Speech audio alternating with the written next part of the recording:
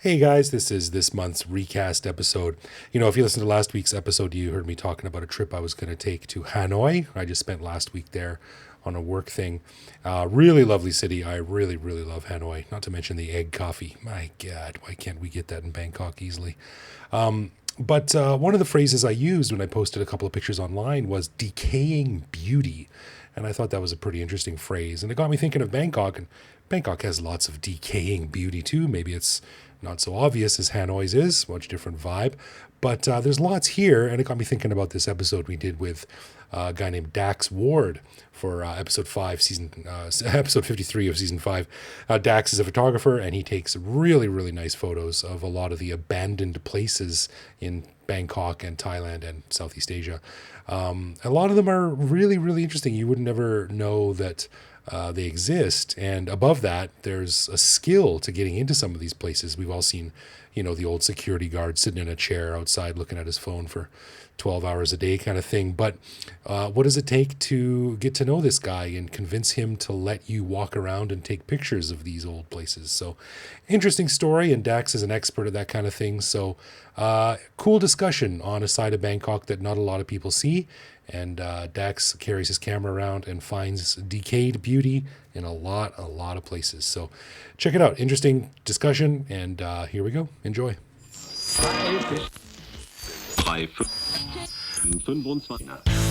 On this episode, we talk to Dax Ward about his photographs of abandoned places in Bangkok. So if you're a fan of Bangkok's many crumbling and abandoned architectural gems, you'll love this episode of the Bangkok Podcast.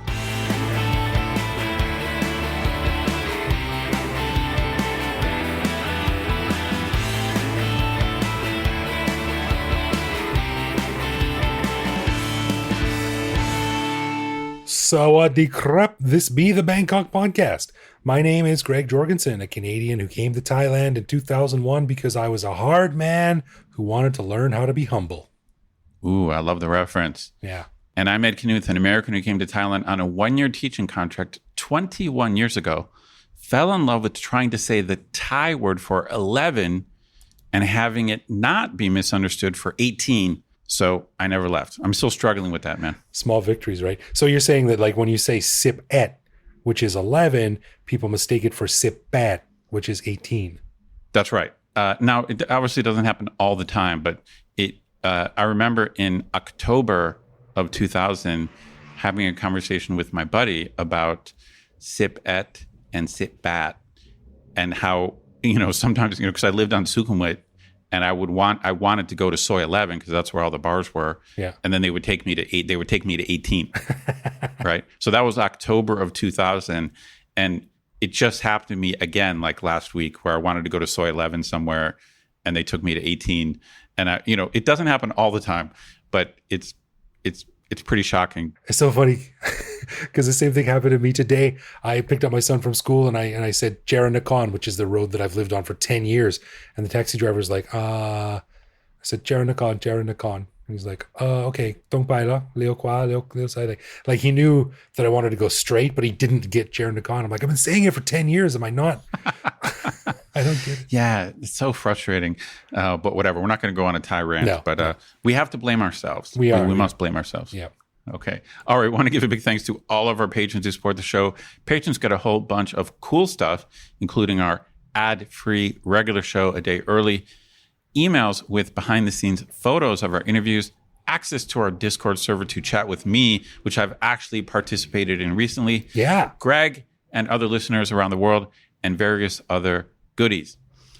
But best of all, patrons also get an unscripted, uncensored bonus episode every week where we riff on current events and Bangkok topics. We just finished recording this week's bonus show, and we chatted about the weird world of ASMR videos, the upcoming Bangkok fetish ball, and Thailand's relationship with sex toys, as well as my experience joining my local neighborhood gym. To learn how to become a patron, click the support link at the top of our website. And before we continue on, I want to give a special shout out to our patron, Inna from Ukraine. Thank you, Inna, for chatting with me about your situation. All of our thoughts and prayers are with you and your friends and family. yeah, it's great that she's able to still chat with us and let us know what's going on the ground. So yeah, we hope things get better over there. That's all you can say about that, really. Yeah, For sure. all right. If you do happen to manage to head to our website and you have something to say or a show idea or a joke or just want to say hi, head to the little microphone button at the bottom right of the website to leave us a voicemail that we'll play on the show. All right. Well, this episode, hey, check this out, Ed. This is another episode suggested by our friend Zach. This is like the third episode he suggested for us. Damn. And he needs to get a bumper sticker or a t-shirt or something like that. But on this episode, we chat with a very cool guy by the name of Dax Ward. Now, you may not know his name, but you may very well have seen his photos. Dax is a photographer who is mostly known for his beautiful photos of abandoned places from Chernobyl to South Africa. But seeing as he's based in Bangkok, he has a ton of great material taken right here at home. Now, Dax has traveled all over the country taking photos of giant factories, forgotten mansions, deserted clubs, and dilapidated movie theaters, all of them abandoned and left to be reclaimed by nature. Now, not only is taking great photos an art in and of itself, but researching, finding, and getting into one of Bangkok's many abandoned locations is also somewhat of a skill. It's probably best left to daredevils like Dax. So to discuss his work and Bangkok's forgotten corners, here is my discussion with photographer Dax Ward.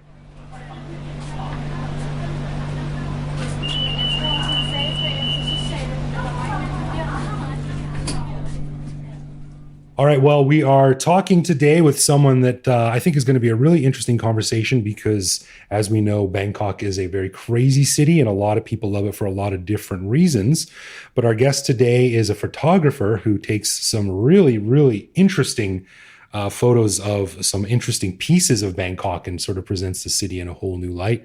Dax Ward, welcome to the show, man. Thank you. I'm glad to be here and glad to be able to talk about some of the pictures I've taken and places I've seen. Yeah, it's exciting. It's cool because I think one of our buddies, Zach, he recommended that you come on the show, and I'd seen your photos before, and I thought that it might be fun to chat because your photos are, I don't know. I mean, I'm a dunce when it comes to photography. I know nothing about it. I have a phone, and I think I bought a DSLR camera about 10 years ago, and that's it. That's my photography experience. So you take some really interesting photos of some really interesting and creepy places.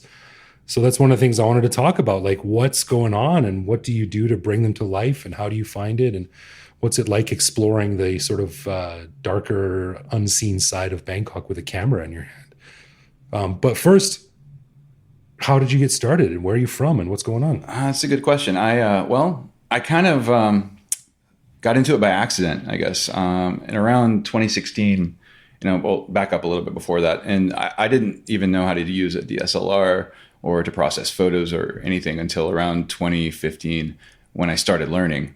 I joined the Bangkok Photographers Group, and Vinny Cody is kind of the boss of that group, and he's been my mentor and taught me pretty much everything I've known and everything I've learned. And I, just started still fairly recently with photography in general, but somewhere around 2016, I just for fun, just out of interest, I went with my wife Mok to the airplane graveyard, which is down Ratchada somewhere, I think, or Ramkhamhaeng. Ramkhamhaeng, sort of the upper Ramkhamhaeng. And I went there and took photos and looked around and, I processed them as usual, and I put them up on a website, photo sharing website. It wasn't Flickr, it was another one, 500px, I think. Okay. And without just to share them as people do on social media. And a few months later, a syndicator from the UK contacted me and asked if they could make a story out of it. And I was like, okay, well, I've never done this before. I don't really know much about it. Sure, why not?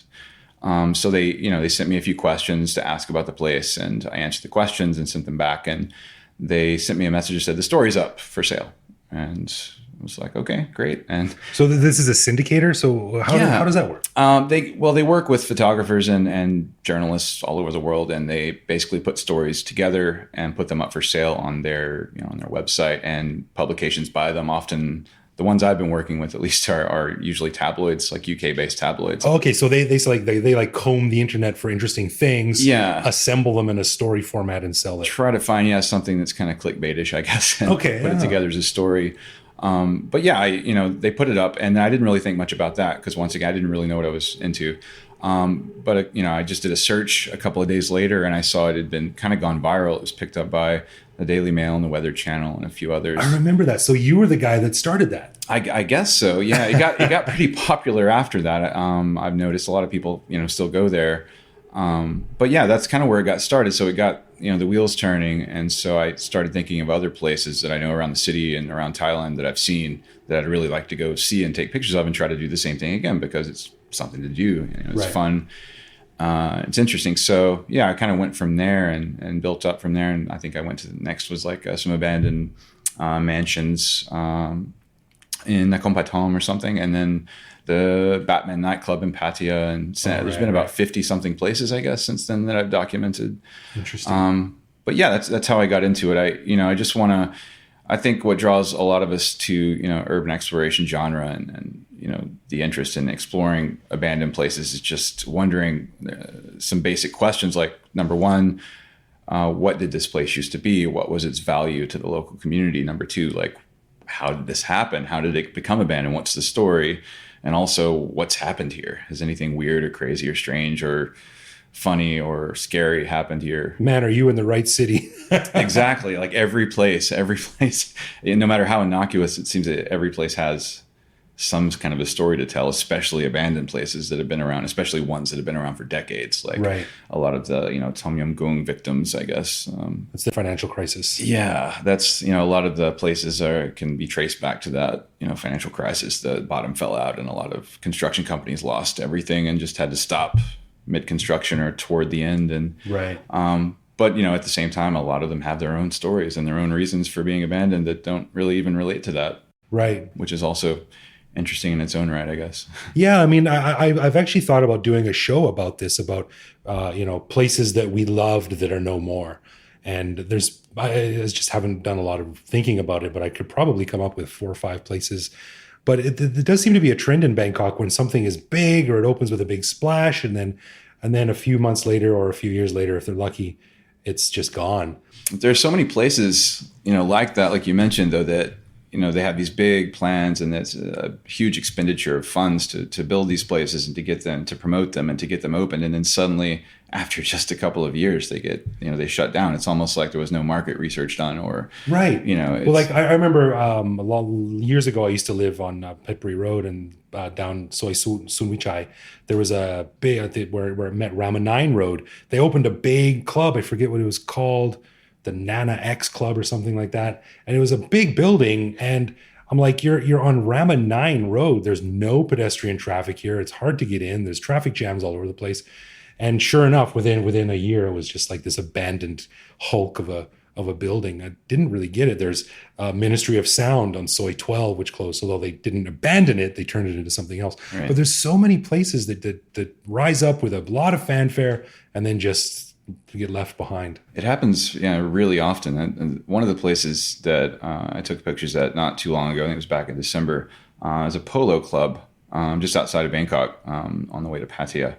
And it's, from what I've gathered, it opened in the early 90s and closed in the mid to late 90s. So it was only open for a few years, but it's an enormous place with not just the polo club itself. It had an outdoor and an indoor field, and a bunch of stables on multiple floors. But there's also this really ornate mansion area behind it, which was like a hotel / like clubhouse for the members, I guess. Oh, wow. And that was the most interesting point. It looked like something like Salvador Dali and MC Escher worked together, to design it. It was just a trip, right? Like all these stairs to nowhere and, this giant clock fountain on the ground that looked like it was melted or something. It was just totally bizarre. But yeah, I mean, they had to have spent so much money, millions and millions of dollar amounts rather than just bought. And to only be open for a few years, it had to be such a loss. No kidding. It's a beautiful place, but the problem is, there's a pretty famous, I guess, polo club in Bangkok, and then there's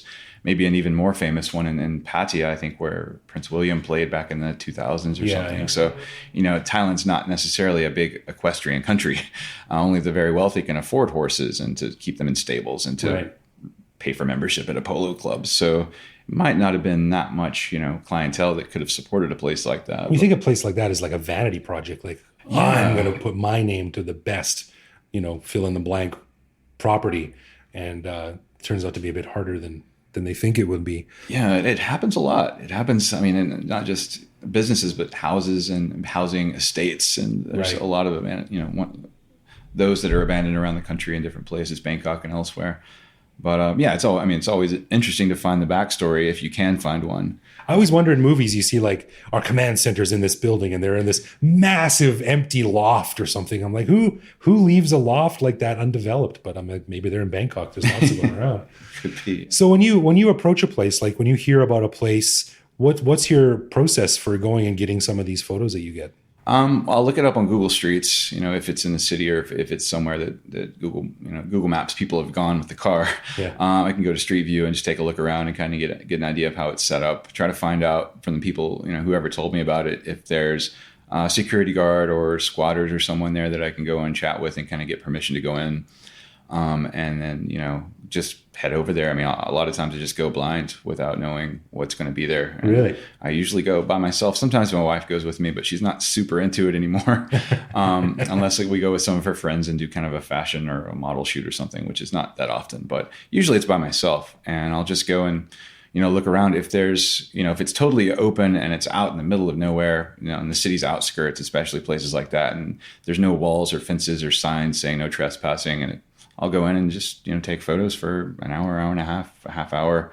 If there's, security guards there, I'll go straight to them and try to work out something. And, the closer you get to the city center, the more difficult it is to get into places for obvious reasons. There's more people, there's more squatters and, homeless types that want to kind of go and have a place to live, which is understandable. And, tourists and other city folk that try to get into these places. So it's more difficult to get permission in the city than it is a bit on the outskirts. And so, oftentimes, when I get to places that are a bit more open, the security guards are really cool, and I, pay them a little money, not a couple hundred baht. And for that, I get a tour or get some, some interesting details, some information about when it opened and when it closed and what it used to be and why it closed and if anything interesting happened there. So, security guys and squatters and such are often really good sources of information. But, if I get a no, or if they just, if I can't work out a deal, if they just keep saying no, then I just take off, just leave. I don't want to cause any problems. These guys, a lot of times if they let people in, they could get in trouble. They could lose their job and their livelihood. So I completely understand that. And I'm not going to go around that. So you don't come back later that night with like wire cutters? No, night never vision done. goggles or anything like that? Well, one time in another place. It wasn't in Bangkok. I won't say where it was. It was elsewhere. I went and I was with my wife and we asked permission, and the guy was just a total dick. He was a jerk, just super rude. Oh yeah. And just not, just going out of his way to be an ass, basically. And so I went back the next day by myself and went in and took photos, kind of snuck around. And then when I was leaving, he saw me and he was super pissed, of course. I just waved and smiled and just kept taking pictures and just walked out and left. But that's the only time that I've kind of broken my own rules in a special case. But yeah, usually, like I said, outside of Bangkok, outside of the city center, it's much easier to get access and to get into places. So, I'll go and just kind of try to find, when I go into a place, try to find the places, the points, the key points of interest that tell the story the best.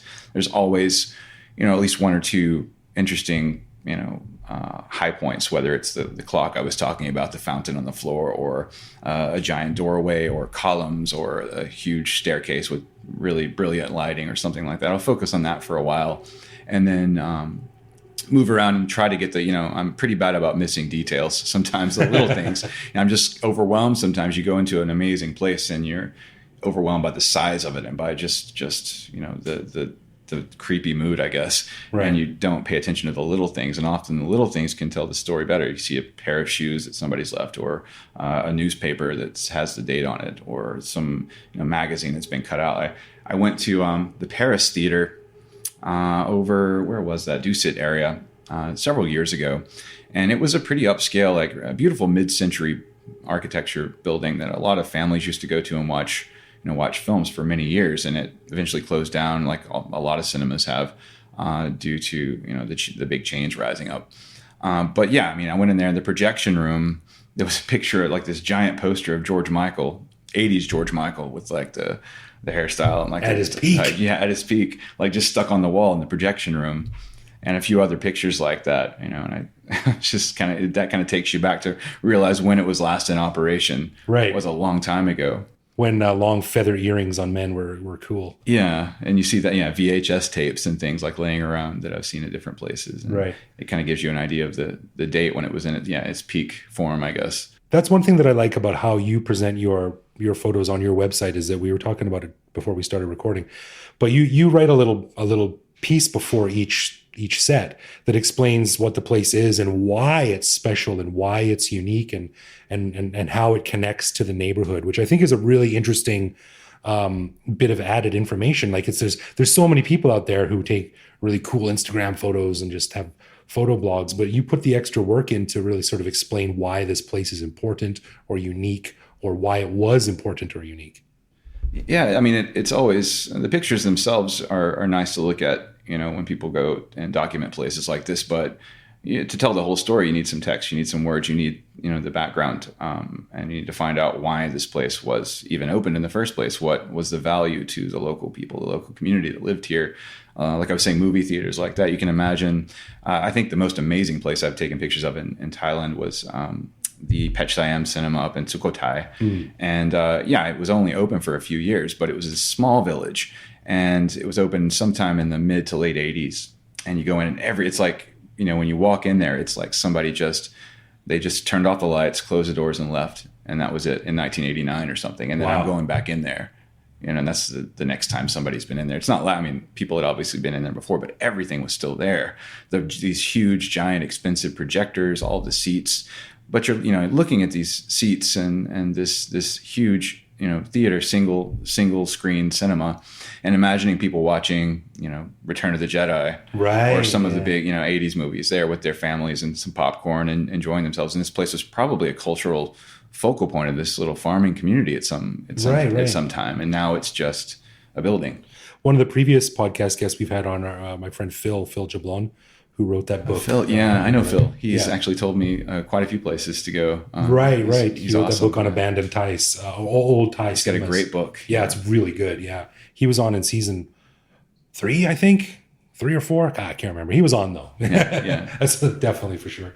So let's talk about, I mean, some of the standouts in Bangkok that a lot of people know are like, there's that shopping mall down near Khao San Road that was famous for having the fish. The New World Mall. Yeah, New World Mall. Now it's like they're having an art exhibit there recently. I heard about that. Yeah, and of course you have the granddaddy of them all, the Ghost Tower, of course, the Saturn Unique Tower, which looks over the river, which is this insane bit of architecture.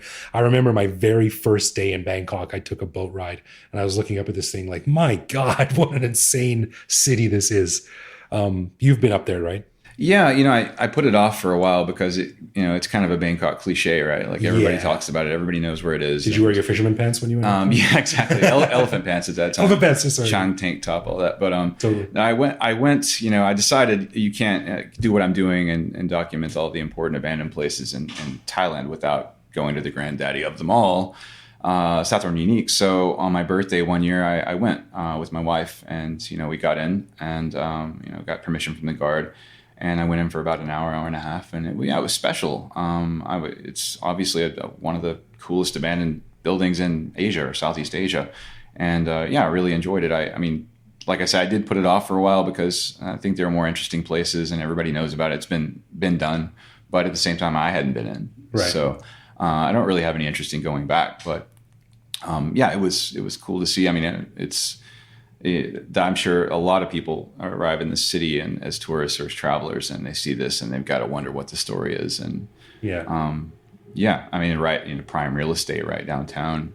It's such a bizarre thing. I really wonder what's going to happen to it. Like it's almost impossible to knock down. Yeah, at this point, how do you demolish something that has so much around it, temples and houses? Yeah. And you just got to get like 100 Burmese dudes with sledgehammers and send them to the top and say, you get 1,000 baht for every floor you demolish or whatever it is. What other places are standouts for you in Bangkok? I guess, as I said, the Pech Siam Cinema was pretty cool. Another tower was called the ICE Tower, which was interesting. I don't think it's as interesting as Saturn Unique. The shopping mall, that was cool. I went in there several years ago, and the most amazing thing about this for me about the New World Mall was it's I guess you could say the same for a lot of other abandoned places in the city, but you go into this place, it's such a busy area over there, right? The Dusit area. And you go outside and there's tons of people around. There's tons of action going on, lots of traffic, lots of noise. But you go inside of this place and it's just super quiet. And you're all by yourself and you're all alone in this, city of 10 million people kind of thing, feeling. And it's just, it's kind of magical in that way. That's one of the things that draws me to this genre in general, I guess. But that place was special as well. The New World Mall, at least when I went, I was all by myself, just walking up the escalators and going down to the water and checking out the 2 or 3 koi that were in there at that time. This was a few years after they had like 3,000 that, had grown to a population of 3,000 fish or something. And that's kind of got really popular. This was years after that. But that was definitely a special place to explore and to check out.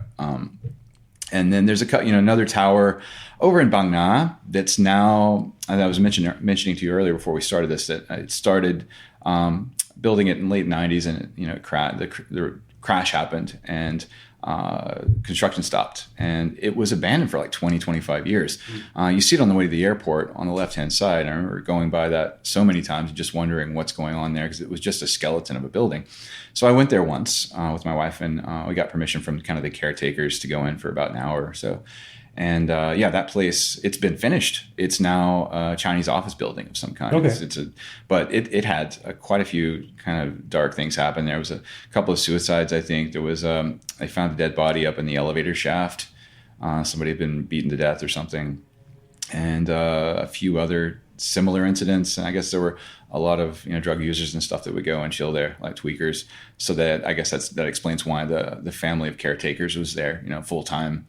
To just look after the place. A lot of times places like this, they get, they'll have not so much a security guard, but they'll have like families or groups of people that just kind of live there and they get, a free place to stay, electricity and water and, a bit of money each month to just look after the place and make sure nobody comes in and graffiti stuff or breaks things. Starts doing satanic rituals or whatever. Yeah. Well, that's actually, I think that kind of, sometimes you see like black magic stuff, Oh, do you really? Yeah. Like some of the, kind of I guess it's not like a cult thing, but like kind of Thai black magic animism, those guys. Yeah, the guys that have like tons of rings and necklaces and like bandanas and stuff.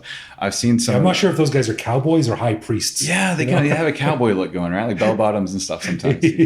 But there was one in I was in Chiang Mai in the old prison, the women's prison. It started off as a men's prison and then it became a women's prison around the 1970s. And that place had an altar, which was really weird. It had like a horned figure spray painted on there and all these symbols and stuff. And that place was pretty dark, apparently. I mean, It's not in Bangkok, but it's still kind of notable because whenever it closed, the city of Chiang Mai paid for 7 days and 7 nights of Buddhist monk rituals to be performed there because there was so much, bad mojo. Just cleanse that place completely. Yeah. Right? Well, it used to be a place where they did executions for a while. Plus there were some murders and they found a dead body in the well there and all this stuff. And it's a pretty creepy place all in all. But I saw an altar there. I've seen signs of stuff like that at different places, but that was the only one I've seen that's like a full-on altar of some kind, which was a bit odd. But does your wife is Thai? Does she ever get freaked out coming in with you? Yeah, definitely. Yeah, that's why she doesn't come so much anymore. There's been times we were in Kanchanaburi at this old abandoned shopping mall / water park, the Castle Mall, I think it's called. And we were in there, we thought we were all by ourselves, and it's a huge place. And we kept hearing all these. Sorry. Is this the one that's just sort of like on the left of the road, looking over the river? I think I can't remember. I don't think there's any water nearby. It's on like the main thoroughfare through Kanchanaburi, like outside, not kind of a bit outside the town. I think I've been there. It looks like a castle. Yes, the facade does. I was in there about 12 years ago, and there was about 2 stores open and a couple of little stalls, and I was the like, tail end. They had like a I don't know, a bonchon or a shabushi or something. Yeah, like and I'm like, how is this place even existing? I'm sorry, I interrupted your story. No, that's exactly right. Though they had, it just these places kind of sometimes just stay open by a thread. They have a couple left. It's almost like out of like stubbornness. Like, the hell with it. We're staying open if it somebody's costs us paying money. rent. Yeah. So what happened? We started hearing all this like breaking glass and crashing of stuff and just all this commotion in a far off area in the mall. And my wife, just by I guess reaction, just reaches down and picks up like a broken stick, like she's going to use it to kind of defend herself. And I was like, okay, don't freak out. I'm sure there's a rational explanation. Come to find out, it's a really popular place for BB gun wars, like for BB gun teams to go and do their airsoft like matches. So you got a bunch of 14-year-old kids shooting pizza glasses. They were crazed woman with a stick comes around the corner. They were grown men. Okay. But yeah, it was pretty weird because all these guys, they come out and they're decked out like in this full, military, outfits and gear and stuff, and these, super high tech airsoft automatic guns. Right. And they were just running around chasing each other and doing their thing. Right. We kind of stepped out of it and just let them finish their match, and then went in and finished. But yeah, it's been, for the most part, it's places aren't that dangerous. You should, if you're doing what I do, you should take somebody with you. You shouldn't go alone. But I think, and I don't want to be naive, and I think in Bangkok compared to, say, places that I've been in the US or South Africa or maybe Ukraine, it's not as dangerous. A lot of times people that are there, especially if they're squatters, they're living there, they just don't want to be bothered. They don't want to bother you. They don't want to rob you. If you leave something laying around, they might take it. But I don't think there's as much danger as there would be in other places. But at the same time, it can be sketchy. I mean, this isn't a shopping mall or a nightclub or something that has a lot of people, and it's running on its peak moment in existence. But yeah, the only time I've really had anything shady happen where somebody kind of threatened me was at a strip mall it was a market. In I think somewhat Prakan, and I was there. I'll back up a little bit. I get information about locations from a few different sources. One of my sources is my friend Matt, who's a local journalist. He runs Disrupt, and he works with Getty and does quite a few independent things. And he tells me about these locations that are, I guess there's like a kind of a subculture in Thailand of men who kind of meet up at abandoned places. For romance, let's say, like a cruising spot kind of thing. Right. And there's like they have their own kind of Twitter page where they, broadcast these places to go and meet up. And they actually make some pretty interesting abandoned places to go take pictures of. So, interesting. Matt's told me about some of these places, and this was one of them, which is just so random for it to be like a hookup spot. I guess I think that kind of thing typically happens in the evening. So I typically go in the morning or the midday. And I was there at this market, and the market's, it's set up where it has these long corridors of stalls on either side. And in the center, there's a long, dark hallway. And I walked into that hallway, and there was just a bunch of junk. You couldn't see anything. You could see the very end of it, which is a long way, 100 meters down. And there was, an opening where there was a doorway, and I wanted to take pictures toward that opening doorway to get like a vanishing point perspective or something. And sure. So I was taking pictures, and suddenly this dark figure just pops up off the floor out of nowhere, like maybe 50 meters down. This dude was just sleeping there, I guess. Oh God. Just chilling. Like that's his sleeping spot. And he popped out. I couldn't really see who he was. He had crazy hair and didn't have a shirt on. And he starts throwing stuff at me, right? Throwing rocks at me. And like, I don't want to damage my camera. And one of them like bounced off the floor and hit me in the leg. So I just kind of walked out and left. But I'm not leaving the place. I had permission to be there. I talked to the security guard and paid him a couple $100 baht, and he, gave me a bit of a tour and then left me to stay as long as you like, kind of thing. So I had permission to be there. This guy obviously doesn't own the place, I don't think. So right. I walk around, take pictures. I get to the area where I think he kind of calls home, where he's got his stuff and where he crashes. I didn't go into that area, but I was nearby because there was some interesting things to take pictures of. And he comes over and he's like telling me to go and telling me to get out of here and all this. And I didn't say anything. I just stopped and just looked right at him and just paused and just stared at him like, I'm not afraid of you, bro. Like you don't own this place. You can't tell me to leave.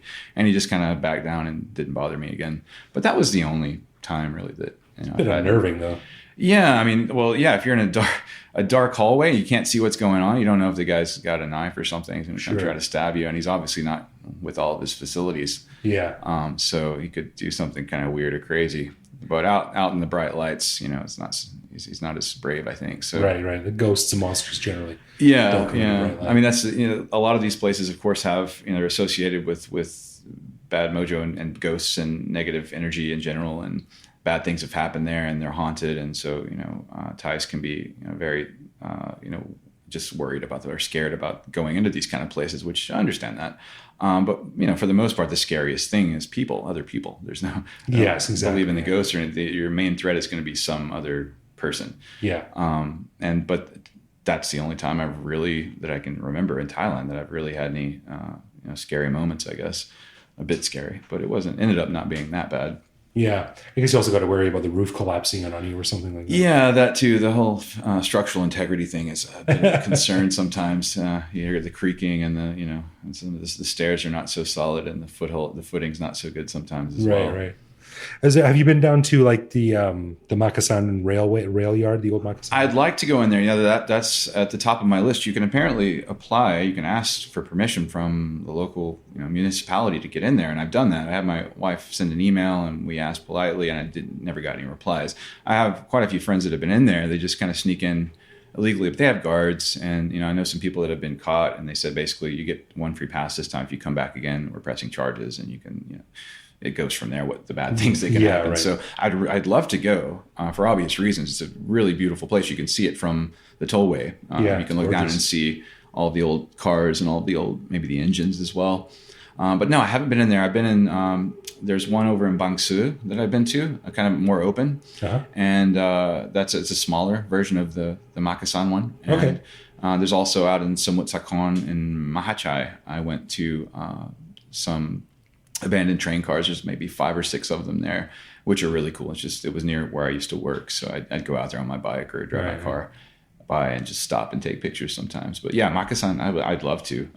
But it's, it's one of those things I've got to get permission, and I've got to, do it the right way. If I can do that, I'll definitely do it. That's one thing, over 20 years in Bangkok, back in the early days, especially sort of finding shortcuts around the right way to do things that taught me it's always better to just do things the right way. And do things with permission. And less stress, and you just don't want to ruffle the wrong feathers and whatnot. But Bangkok's not a place where feather ruffling is a good idea. No, typically not. So as we're wrapping up now, like, what's your takeaway for the I don't know what to call it. I guess the thoughts around abandoned places in Bangkok? Like, there's so many cool structures here sitting on prime land that is just waiting to be developed. Like, I always tell people that I really love Bangkok. That's why the podcast exists. It's an interesting city, but it's not a very pretty city overall. Comparatively, yeah. Yeah. Singapore. But, you look at the river, and the river is bizarrely underdeveloped for a city this big. And there's just so many structures that are just sitting there and no one's thinking about. Have you noticed sort of any new thinking about this? Like, we should what they did with Long 1919, even though that's going to be knocked down now. There's real value in these places. There's historical value. There's cultural value. Has there been a shift in thinking, do you think?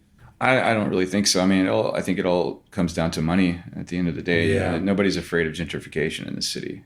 If there's money to be made, who cares about history for the most part, unfortunately. Yes, I agree. Knock down paradise and put up a parking lot kind of thing. And that's what's, happening all over the place. So just to finish some of these buildings, these giant, skeletal remains of, leftover Tom Yum Goong crisis, buildings, to finish those takes a lot of capital, takes a lot of money, to do that, and even to demolish them and then to build something new. So, and they do get finished from time to time. Like I was saying, the Chinese office building in Bang Na and a few others, they'll finish the project decades later, which is great.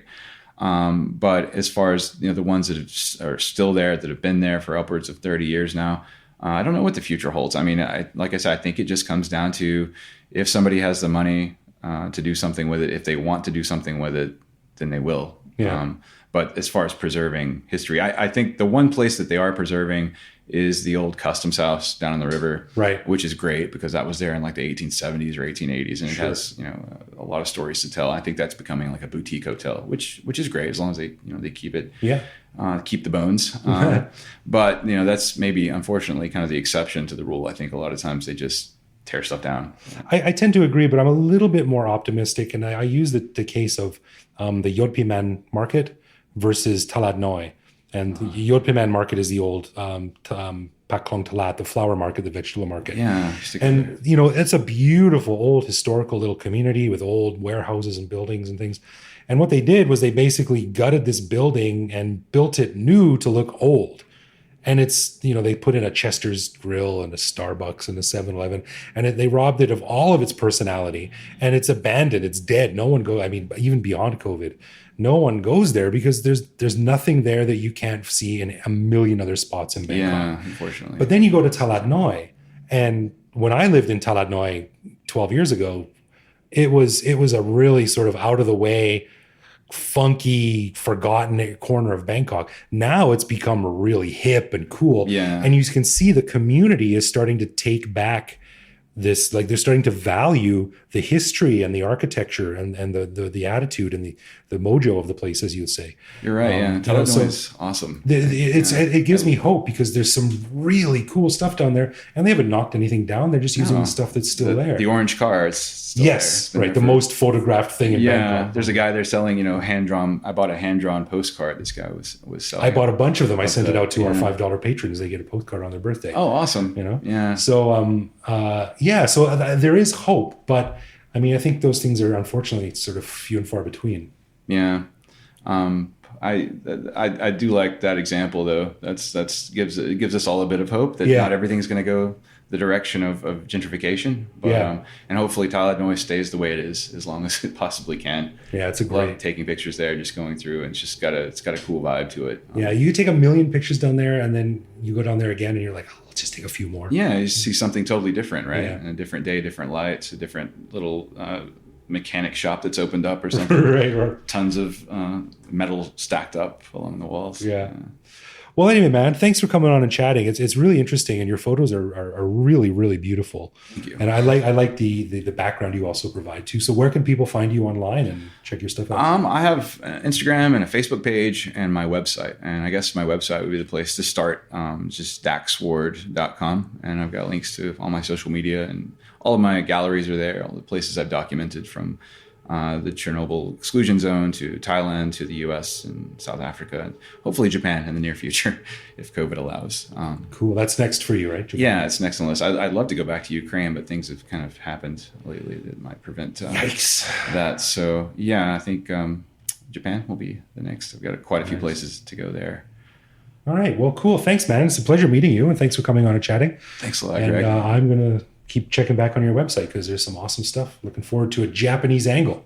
Yeah, me too. Yeah, I appreciate it, Greg. Thanks a lot. This has been fun. Cool. Take care, man. Thanks.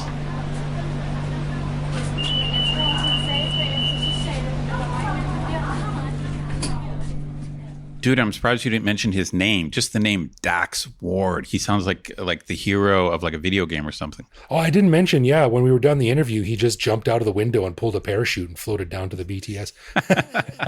No, that you're right. I didn't pick up on that, but that is a cool name. It's like whoosh, whip pan on the camera, Dax Ward. He pulls out his gun or something. Well, he does sound like an adventurer. Yeah, these places that he goes into, they're not easy to find. They're not easy to get to, and they're dangerous, man. There's like, maybe this is my dad vision coming out, but there's like rusty metal and sharp nails on the floor and broken sure stuff. So it's not easy. Well, more power to anyone who can make a career out of making art. You win. In particular, photography. I appreciate, because I take a lot of casual photographs, and I do fantasize about like, wow, wouldn't it be great to be a professional photographer? But I know how hard it is to just find your own niche, and especially with mobile phones today, just anyone has really a fairly high quality camera in their hand, and there used to be a big difference between snapshots and professional photos, but that gap has been narrowing.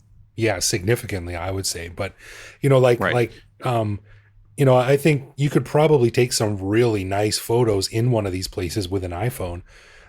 Maybe not as nice as the stuff that Dax does, but still, you've got to get to that place, which is, fully half of the work. Right. So it's just fantastic that he's just found this unique thing and made something out of it. So it's just great, man. I love people like him that just, because I'm part of the photography subculture. I go to a lot of websites. I'm on a lot of bulletin boards, and a lot of people just say like, well, it's just too hard to make money. It's too hard to make a living with a camera. Like, it's just a hobby. Right. And that's kind of where I'm at. Like, I really enjoy it, but I'm just too scared of trying to make a career out of, I shoot a lot of video too, so I consider myself like a photo and video hobbyist, but just the thought of making a career out of it and trying to find a way to make money, it's just too intimidating. I was You just might like, as well be talking about podcasting too.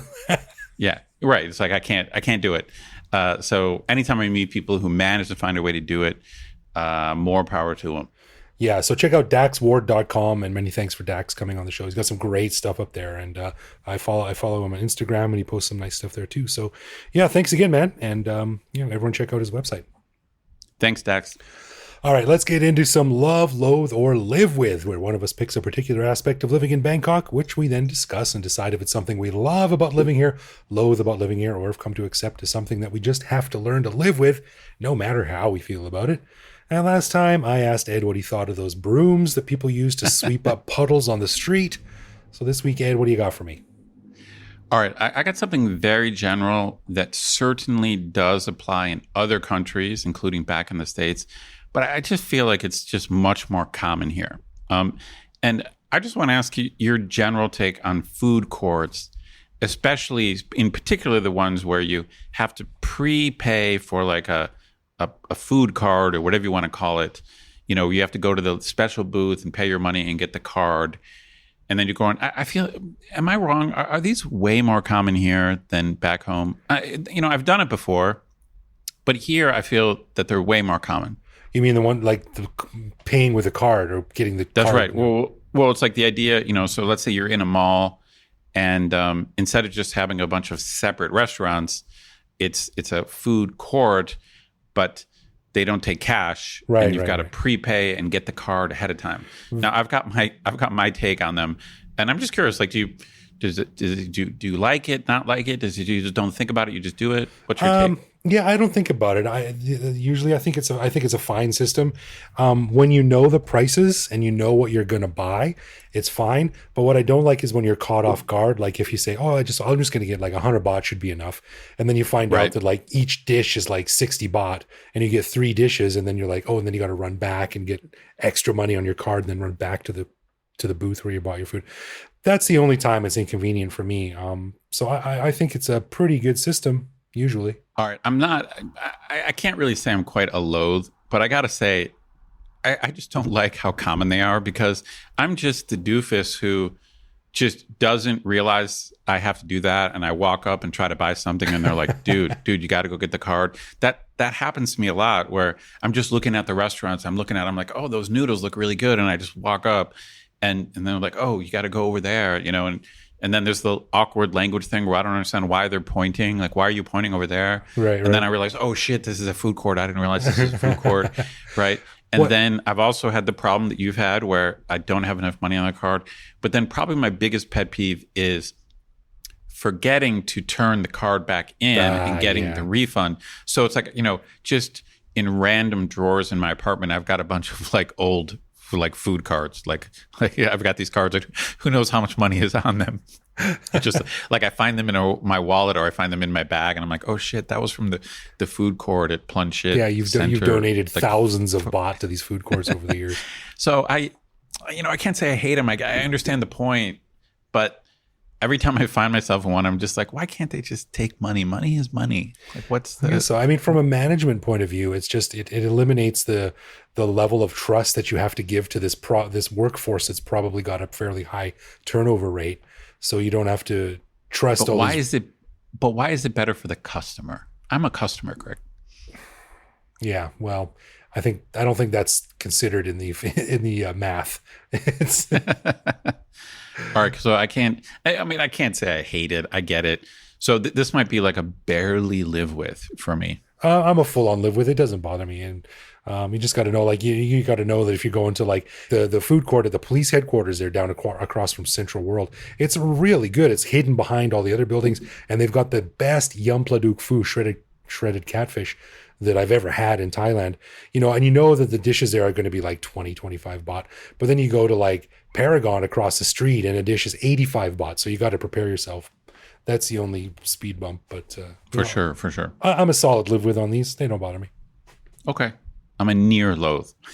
A near loathe. Okay, we need more categories. We need like, instead of love, loathe, or live with, I want like 7 tiers. Right. We need like more L. No, we need more L words. We need more L words. You want like the Dungeons and Dragons alignment chart. Like I'm a I'm a chaotic love on this one. That's So funny. All right. A final thanks to our patrons who support the show. Patrons get a ton of cool perks and the warm, fuzzy feeling knowing that they're helping support the show. Find out more by clicking support on our website and connect with us online. We're Bangkok Podcast on social media, bangkokpodcast.com on the web, or simply bangkokpodcast@gmail.com. We love hearing from our listeners and always reply to our messages. Yeah, you can also listen to each episode on YouTube. You can send us a voicemail through our website that we'll feature on the show, or even reach out to me directly on Twitter, where I am BKK Greg. So thanks for listening, everyone, and we'll see you back here next week. See you next week.